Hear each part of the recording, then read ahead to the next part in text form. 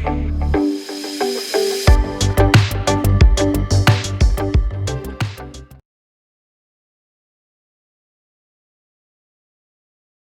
है, अम्ल एवं क्षारक के विलयन कितने प्रबल, मतलब बहुत प्रबल मतलब एक तरह शक्तिशाली या तेज होते हैं। ठीक है, तो इसमें क्या है, अम्ल व क्षारक में अंतर कर, पिछले अध्याय में हमने H आयन तथा OH आयनों के विलयनों की सांद्रता का कम होना तथा तनुकरण के बारे में अब ये सीख लिया था। ठीक है, और इसमें यहां से देखिए कि हम सार्वत्रिक सूचक जो अनेक सूचकों का मिश्रण होता है उपयोग करके ज्ञात कर सकते हैं कि सार्वत्रिक सूचक किसी विलयन में हाइड्रोजन आयन की विभिन्न सांद्रता को प्रदर्शित करता है।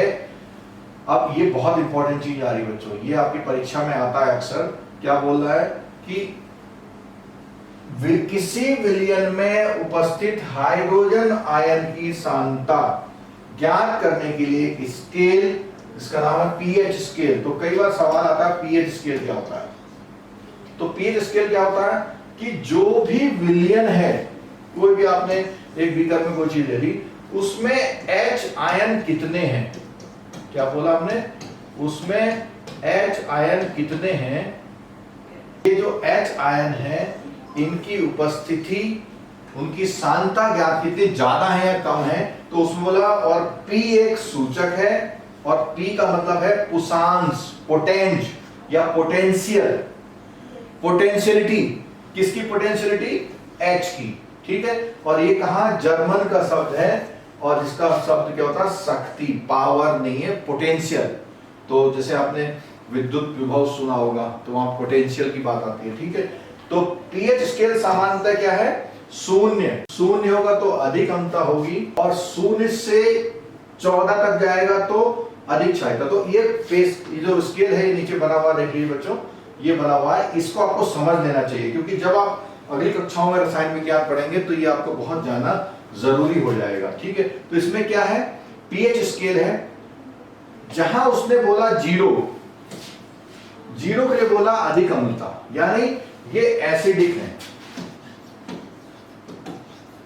एसिड नेचर है। और जब यहां आ गया तो ये बेस नेचर है यानी क्षारक नेचर है। ठीक है, ये है ना क्षारक प्रवृत्ति और ये है अम्लीय प्रवृत्ति।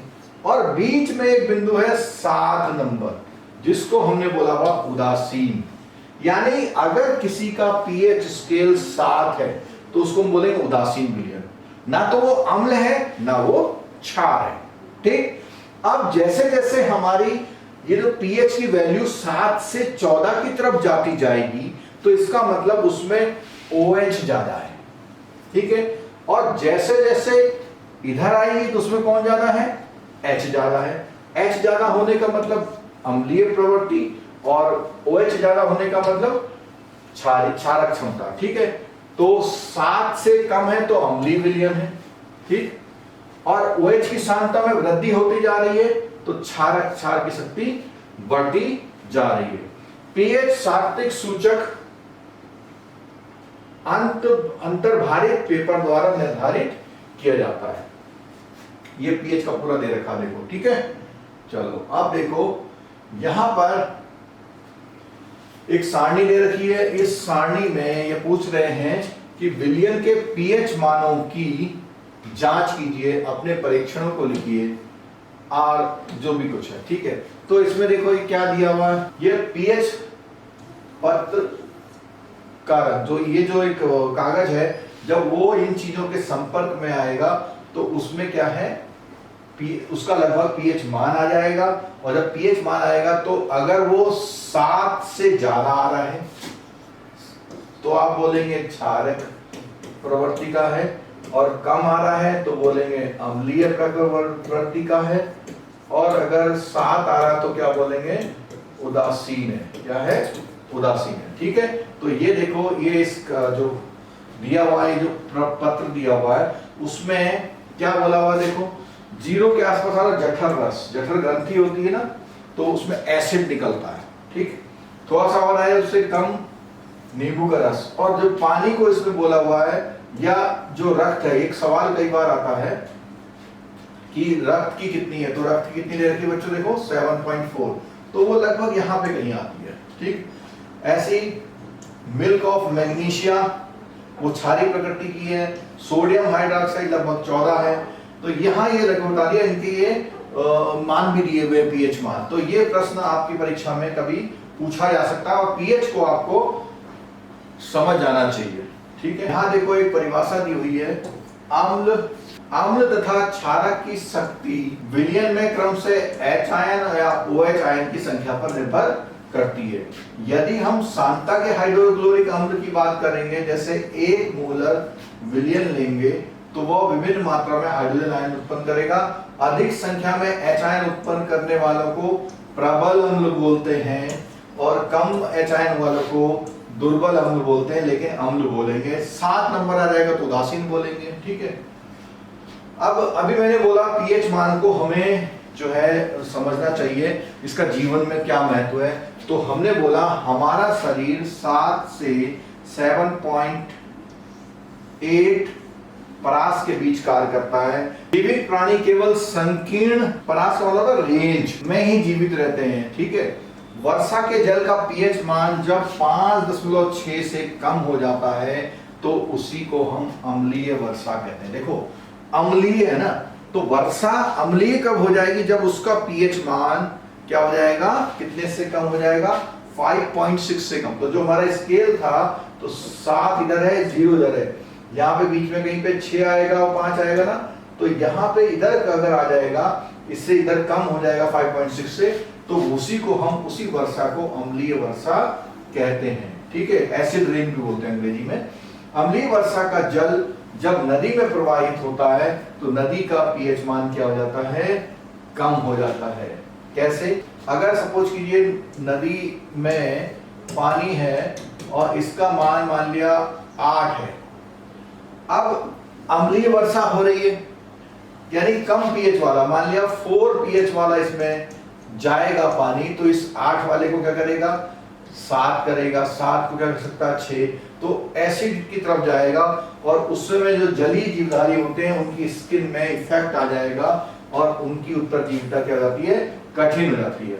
अब बात करते हैं दूसरे ग्रहों में अम्ल पदार्थ। तो बोलते हैं कि जो शुक्र है, वीनस है, उसका वायुमंडल सल्फ्यूरिक अम्ल के मोटे श्वेत व पीले बादलों से बना है। क्या आपको लगता है इस ग्रह पर जीवन संभव है? तो देखो जैसे ही वहां पर एसिडिटी ज्यादा हो रही, तो एसिड जहां ज्यादा होता है वहां पर जीवन क्या होता है, संभव कम हो जाता है। ठीक है, तो इसीलिए ये जो हमारा वीनस है यहाँ पर संभव कम है। पीएच मान का एक बहुत बड़ा प्रयोग आपकी खेती में होता है, चाहे आप अपने बाग में कोई अमरूद लगा रहे हैं, सेब लगा रहे हैं, धान बो रहे हैं, गेहूं बो रहे हैं, कुछ भी आप बो रहे हैं, तो आपको पता होगा आपकी मिट्टी की जांच होती है। तो मिट्टी की जांच से वही पीएच स्केल का ही पता करते हैं। तो आपके बगीचे की मिट्टी का पीएच क्या है, तो क्या बोलते हैं, देखो पीएच परास की आवश्यकता होती है किसी पौधे के स्वस्थ विकास के लिए। आवश्यक पीएच को ज्ञात करने के लिए विभिन्न स्थानों की मिट्टी एकत्र कीजिए और उसको उसकी पीएच की जांच कीजिए। जब आप अपनी मिट्टी की पीएच की जांच करेंगे तो जो मिट्टी ले रहे हैं वहां कौन से पौधे उपज रहे हैं, इस पे भी ध्यान रखना है आपको। तो ये अध्ययन करने से आप अपनी जमीन के बारे में, अपनी मिट्टी के बारे में ये पता लगा सकते हैं कि यहाँ पे कौन सी फसल अच्छी हो सकती है या किस फसल को पैदा करने के लिए हमें क्या इसमें और खाद उर्वरक डालने पड़ेंगे।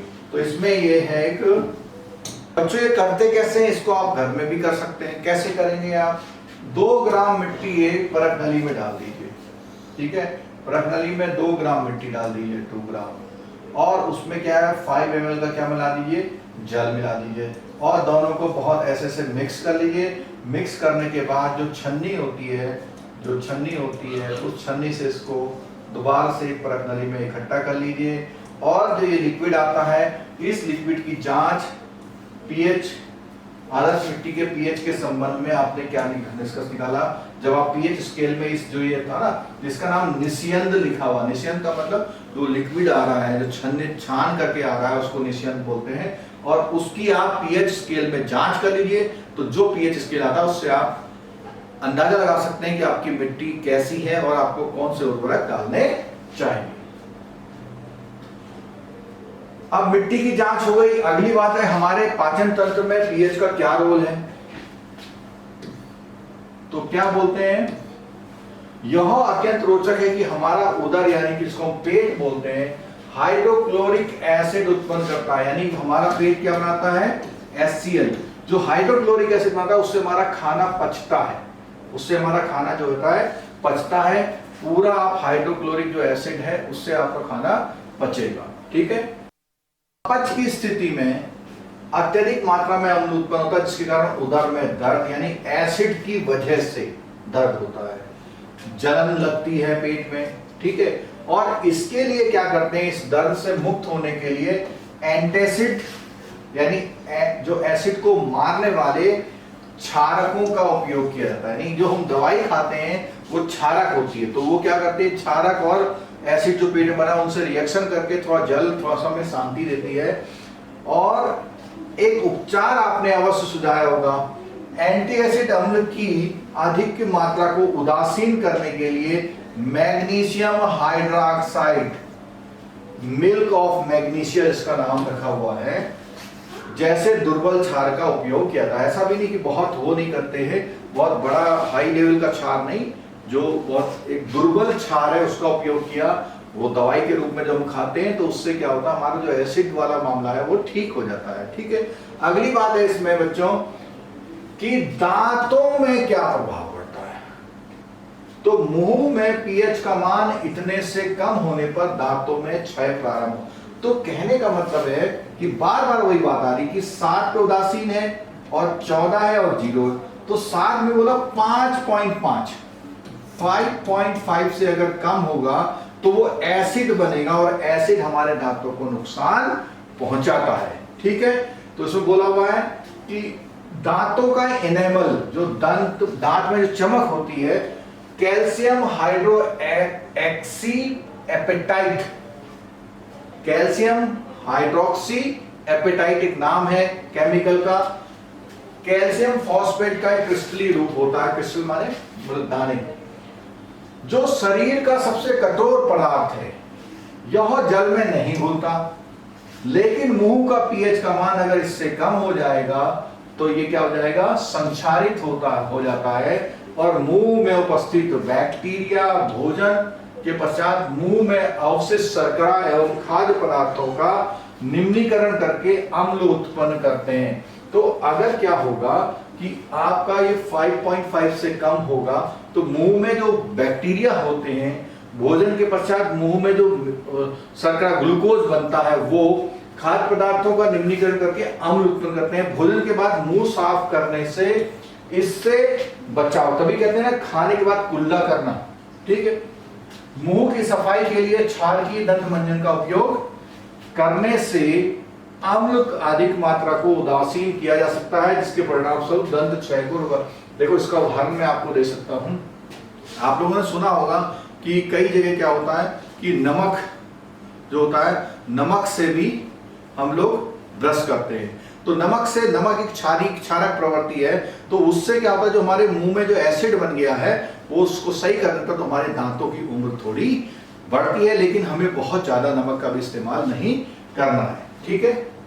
अब ये एसिड तो हमारे मुंह में बन रहा था, कहीं ऐसा भी होता है कि कोई किसी पशु या पौधों द्वारा भी हमको नुकसान होता है इस एसिड का। कैसे, देखिए, पशुओं एवं पौधों द्वारा उत्पन्न रसायन। तो मधुमक्खी जब डंक मारती है तो डंक एक अम्ल छोड़ता है, जिसके कारण दर्द एवं जलन का अनुभव होता है। तो डंक मारे गए उसमें क्या, बेकिंग सोडा जैसे दुर्बल क्षारक लगाने से तो उसके अम्लीय प्रभाव को वो निष्क्रिय कर देता है।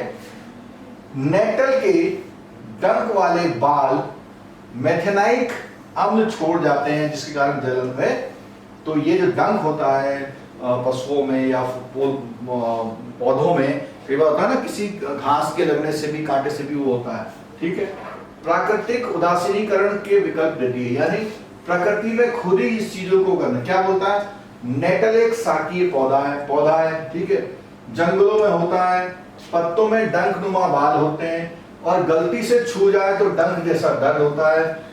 इन बालों से मेथेनाइक अम्ल का स्राव होने के कारण यह दर्द होता है।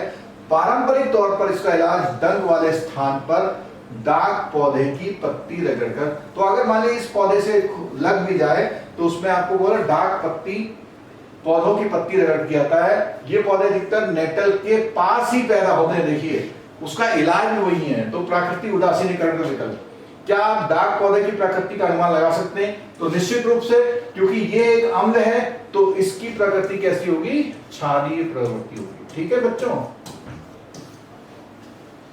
अब आप जान गए होंगे कि अगली बार पहाड़ों में चढ़ते गलती से नेटल को, ये जो बिच्छू घास है ना, ये उसी की बात कर रहे हैं। ठीक है, आपको क्या करना है, क्या आप ऐसे ही पारंपरिक इलाज जानते हैं डंक? तो आपको क्या है, अपने जो घर में बड़े लोग हैं उनसे जानकारी ले लेनी है, तो वो आपको ये जानकारी दे देंगे। ठीक है, आप प्राकृतिक अम्ल दिए हुए हैं, जैसे ये बहुत इंपॉर्टेंट है बच्चों। क्या इंपॉर्टेंट है? तो इसमें बोलता है सिरका एसिटिक अम्ल, और कहां से, देखो जो इसका प्राकृतिक स्रोत है दही, दही में क्या है? लैक्टिक अम्ल। तो ये आप ऐसे समझ लीजिए। ठीक है, तो सिरके से एसिटिक अम्ल, संतरे से सिट्रिक, इमली से टार्ट्रिक और टमाटर से ऑक्सैलिक, दूध से या दही से लैक्टिक, नींबू से सिट्रिक, चींटी के डंक से मेथेनॉइक और नेटल के डंक से, ये दोनों बात अभी हमने पीछे करी थी। ठीक हो गया? अब इसमें कुछ आधारित प्रश्न है पीएच से रिलेटेड। क्या है देखो, आपके पास दो विलयन है ए और बी, ए का पीएच मान 6 है और बी का पीएच मान 8 है। किस विलयन में हाइड्रोजन की सांद्रता अधिक होगी? तो जितना जो एसिडिक होगा, देखो ये स्केल होता है तो इधर को 7 से इधर को जाएंगे, एसिडिक है तो 7 से इधर ये है, तो इसमें जो होंगे एच आयन ज्यादा होंगे। ठीक है, एच आयन की सांद्रता का विलयन की प्रकृति पर क्या प्रभाव पड़ता है? तो क्या होगा, एच आयन की सांद्रता होती जाएगी तो विलयन क्या होते जाएगा? तनु होते जाएगा। क्या क्षारकीय विलयन में HQ आयन होते हैं, H आयन होते हैं? अगर हाँ तो क्षारकीय क्यों होते हैं? तो वो जो है उसमें OH होते हैं। ठीक है, OH की वजह से वो क्षारकीय होते हैं। कोई किसान खेत की मृदा की किस परिस्थिति में बिना बुझा हुआ चूना या चौक का उपयोग करेगा? अब देखो सुनो, जैसे कैल्शियम ऑक्साइड है, कैल्शियम हाइड्रोक्साइड है या चौक है, तो इनकी उपस्थिति अगर होगी तो किसी कैल्शियम हाइड्रोक्साइड है, तो कैल्शियम हाइड्रोक्साइड कैसा है? क्षारीय है। तो इसको अपने खेत में क्या डालना पड़ेगा? अम्ल वो डालना पड़ेगा। तो जो अम्ल होगा तो क्षार होगा तो अम्ल डाल के खेत की उदासीनता को बनाया जाता है।